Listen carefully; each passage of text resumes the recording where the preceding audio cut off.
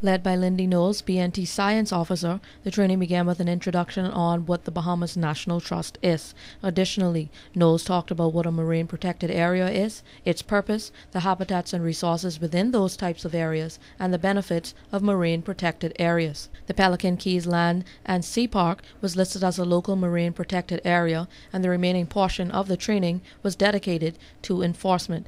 Whatever's there, we will not deface it. We will leave it as is, or we will restore it back to its original condition, assuming funding is available. There'll be no signs posted in the park, so we won't bombard you with advertisement for anything in the park. We will let you know that you are in the park, what is allowed within the park, and the different boundary points, so that you'll be aware of it. You're in the park, and we will all put signs in the boating guide, so that you'll be fully aware when you enter into a national park, so that you won't have any excuses. And especially now, with all the GPSs having the built-in maps, once you drive past an area, you will see the line that says you are in a national park, which is much better than back in the days when people, they would just deny that they weren't in a park.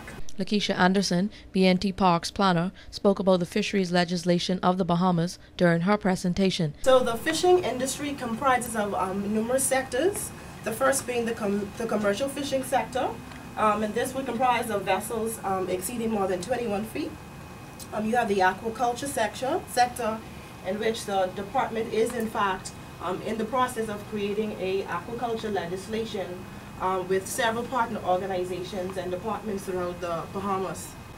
There also is the sport fishing sector, whereby visitors or visiting yachters would come in and would have to obtain a sports fishing permit or license from their port of entry. We also have the recreational fishing sector.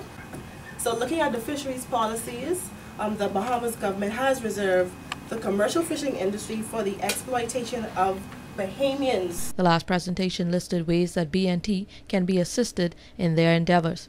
Just a very, very short list of how you can help. Training. It is key for any wardens that we have to be properly trained to be effectively managing the reserves and the national parks and the marine protected areas.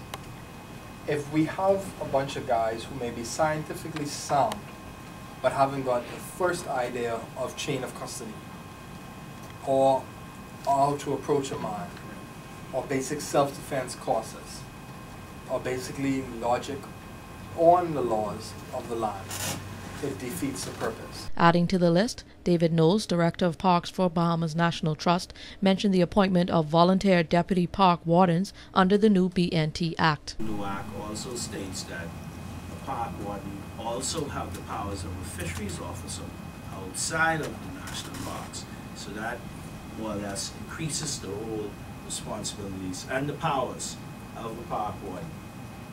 The volunteer deputy park warden will have the same powers, and we will be looking to appoint persons in the various communities, their national parks, as volunteer deputy park wardens. And of course, that will go through a process of training, well, vetting the person, of course, making sure that they have the integrity and the capabilities to carry out such duties.